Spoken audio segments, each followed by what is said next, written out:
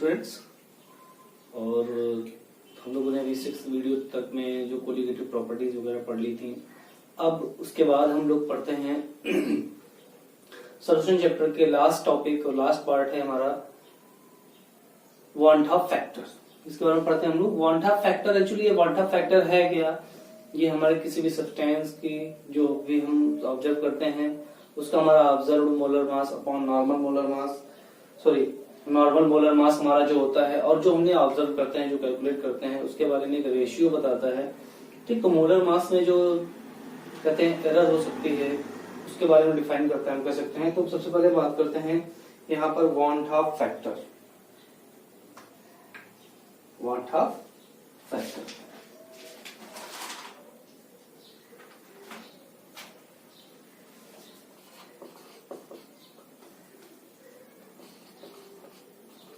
Wants half factor. तो want Hoff factor क्या है? रेशियो बताता है the normal molar mass and observe molar mass के बीच में। और वॉन्ट हाफ फैक्टर एक्चुअली क्या है? एक्सटेंट ऑफ एसोसिएशन और डिसोसिएशन को भी डिफाइन करता है। Van't Hoff factor denoted with I, that mean we can say that it define about the extent of dissociation or association of solute particles। तो solute particles के association या फिर dissociation के बारे में बताता है, या फिर हम कह सकते हैं it is the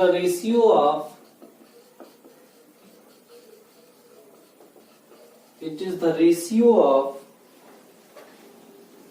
normal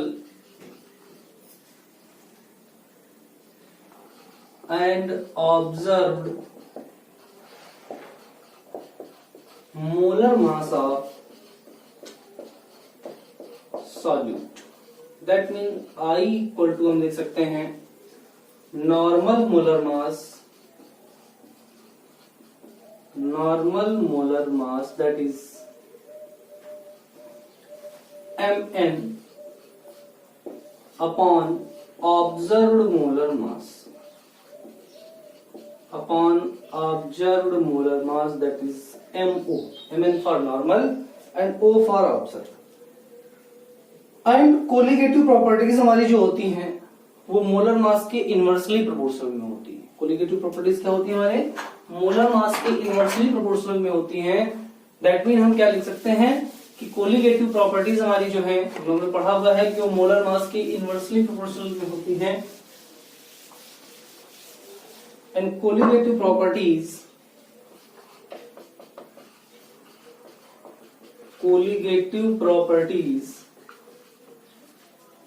are inversely proportional to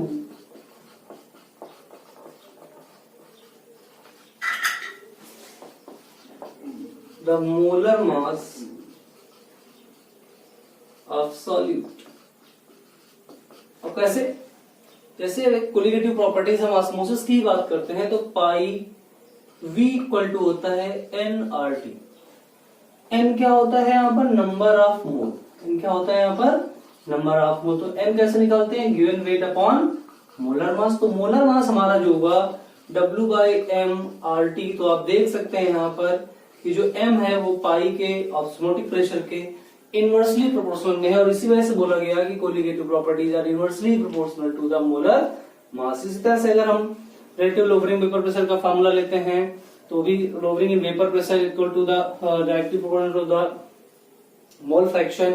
और मोल फ्रैक्शन में भी number of moles of solute, तो मोल्स हम ऐसे ही निकालते हैं W/m से, तो वहां पर भी m हमारा जो होता है वो इनवर्सली प्रोपोर्शनल होता है।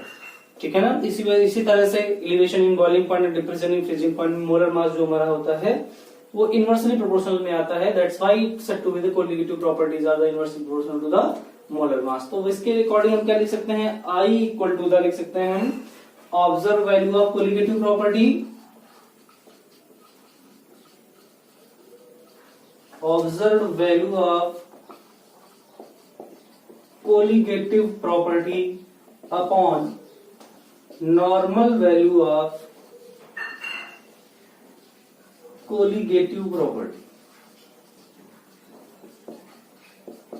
ठीक है, तो मींस इस तरह से हमारी जो आई वन हाफ फैक्टर की वैल्यू आती है उसको हम कोलिगेटिव प्रॉपर्टी के लिए लेते हैं, तो observe value of colligative property and normal value of property. और अगर क्या होता है, इफ आई इक्वल टू 1 होता है, मींस वन हाफ फैक्टर की वैल्यू 1 आती है, तब सॉल्यूशन में ना तो एसोसिएशन होगा ना तो डिसोसिएशन, क्योंकि दोनों वैल्यू बराबर हो जाएंगी। Means if I equal to 1 then there will be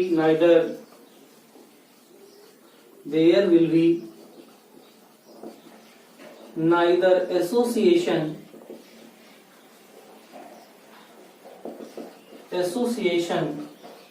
nor dissociation, means वहां पर ना तो एसोसिएशन होगा ना तो फिर डिसोसिएशन होगा। अगर one Hoff factor is less than 1, one Hoff factor is less than 1, अगर वन हाफ फैक्टर आई की वैल्यू 1 से कम है, दैट मीन हमारी ऑब्जर्व वैल्यू क्या हो जाएगी, कम है, नॉर्मल वैल्यू ज्यादा, तो that mean there will be association. क्या होगा, देयर विल बी एसोसिएशन को रिप्रेजेंट करता है। If I equal to greater than 1, तो ये डिनोट करता है डिसोसिएशन को। किसको डिनोट करता है, डिसोसिएशन को डिनोट करता है। तो इस तरह से हमारी वन हाफ फैक्टर की वैल्यूज डिपेंड करती हैं। अब हम कुछ फार्मूले पढ़ लेते हैं जिनमें वन हाफ फैक्टर का यूटिलाइज करते हैं, तो उनमें क्या हो जाता है जो हम लोगों ने ऑलरेडी पढ़ चुके हैं।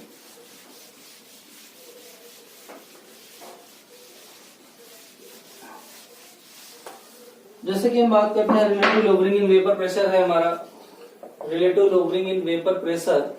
तो ये अगर इनको वन हाफ फैक्टर के टर्म में रिप्रेजेंट करें तो क्या होता है, P naught A minus P A upon P naught A equal to I X A equal to IXB. So this is the colligative property, relative lowering in vapor pressure in terms of one half factor. Similarly, elevation in boiling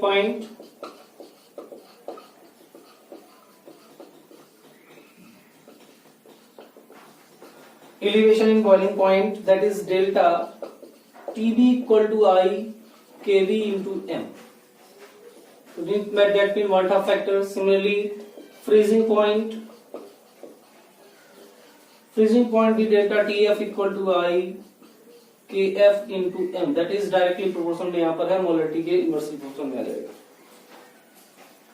ठीक है, similarly osmotic pressure, तो osmotic pressure pi V equal to INRT और pi equal to ICRT। तो I यहाँ पर जो है ये वन हाफ फैक्टर को रिप्रेजेंट करता है। किसको रिप्रेजेंट करता है, हमारा वन हाफ फैक्टर को रिप्रेजेंट करता है। तो कुछ फॉर्मूले हैं हमारे जो वन हाफ फैक्टर के टर्म में हैं। अब यहीं पर हम बात करते हैं इस चैप्टर के लास्ट टॉपिक में degree of dissociation and degree of association पर चलते हैं। तो सबसे पहले हम देखते हैं डिग्री ऑफ डिसोसिएशन, उसी तरह से हम समझ लेते हैं डिग्री ऑफ एसोसिएशन।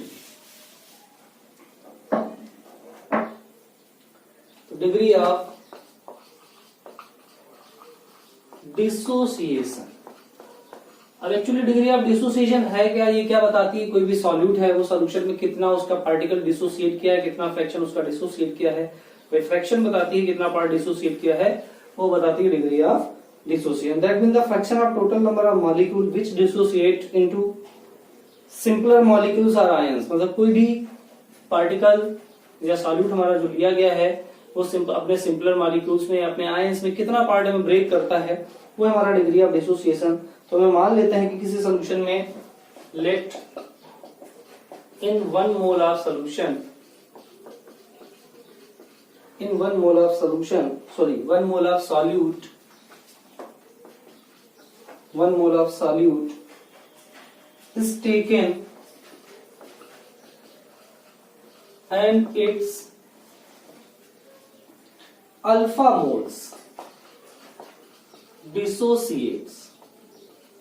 तो किसी सॉल्यूट के हम 1 मोल लेते हैं, उसके अल्फा मोल डिसोसिएट करते हैं, तो दैट मीन यहाँ पर नंबर ऑफ मोल डिसोसिएट कितने हो जाते हैं, number of mole dissociate equal to alpha, और number of mole take remain, number of mole remain या अनडिसोसिएट बचेंगे, वही जो डिसोसिएट नहीं करेंगे, तो दैट मीन कितना 1 लिया गया था और डिसोसिएट कितना हो रहा है अल्फा, तो 1 minus alpha, this will be the number of mole undissociated. और मान लेते हैं m पार्टिकल डिसोसिएट करते हैं, total number of particle that is m alpha, ये टोटल डिसोसिएट हुए हमारे। तो total number of particle at equilibrium, then particle at equilibrium, तो इक्विलिब्रियम में टोटल पार्टिकल हमारे कितने बचेंगे जो अनडिसोसिएटेड है 1 माइनस अल्फा, कितने पार्टिकल डिसोसिएट होते हैं m अल्फा, ठीक है m अल्फा। तो देन हमारा वन था फैक्टर I इक्वल टू क्या हो जाएगा, number of particle to number of moles of particle after dissociation, that mean equilibrium की बात करेंगे, 1 minus alpha plus m alpha upon particle taken that is 1 particle लिया गया था, दैट मीन फाइनली हमारा I इक्वल टू हो जाएगा 1 minus alpha plus m alpha, 1 minus alpha plus, और अगर हम इसको सॉल्व करते हैं तो फाइनली हम लोग फाइंड कर देते हैं, तो I equal to alpha equal to I minus 1 upon m minus 1, this is the degree of dissociation. Alpha यहाँ पर डिपेंड करता है डिग्री ऑफ डिसोसिएशन, कितना फ्रैक्शन पार्टिकल हमारा डिसोसिएट किया है। इसी तरह से डिग्री ऑफ एसोसिएशन को भी हम पढ़ते हैं, तो डिग्री ऑफ एसोसिएशन हमारा जो आता है, डिग्री ऑफ एसोसिएशन हमारा जो आता है that is alpha equal to I minus 1 upon 1 minus m minus 1। तो this is the degree of association, यहाँ पार्टिकल का एसोसिएशन हो रहा है, दैट मीन जो I की वैल्यू होगी that will be less than 1, और यहाँ पर डिसोसिएशन हो रहा है, दैट मीन I की value less than more than 1 होगी। तो इस तरह से चैप्टर का हमारा डिसोसिएशन लास्ट टॉपिक था चैप्टर में कंप्लीट हुआ, और ये टॉपिक हमारा न्यूमेरिकल के लिए इंपॉर्टेंट है, degree of association, degree of dissociation के क्वेश्चन कैसे बनते हैं। जैसे कई बार पूछ देता है कि two solutions are taken in solution is taken in which glucose 1 molar glucose and 1 molar sodium chloride is taken, which solution will show more elevation in boiling point or more depression in freezing point। तो यहाँ पर जिसके लिए I की value ज्यादा होगी, मैंने फॉर्मूले लिखे थे, उनकी वैल्यू ज्यादा होगी। तो सोडियम क्लोराइड क्या करता है, डिसोसिएट करता है, और डिसोसिएशन की वजह से इसके लिए I की वैल्यू ज्यादा होती है, और ग्लूकोज की वैल्यू एसोसिएट करता है, इस वजह से I की वैल्यू 1 से कम होगी, और फाइनली उसके लिए जो एलिवेशन और फ्रीजिंग पॉइंट है वो कम हो जाएगा। तो हम लोग नेक्स्ट वीडियो पर बात करेंगे, इस चैप्टर के कुछ न्यूमेरिकल्स डिस्कस करेंगे, एनसीईआरटी बेस्ड उन पर बात करेंगे, जो इंपॉर्टेंट न्यूमेरिकल्स हैं उनको डिस्कस करेंगे।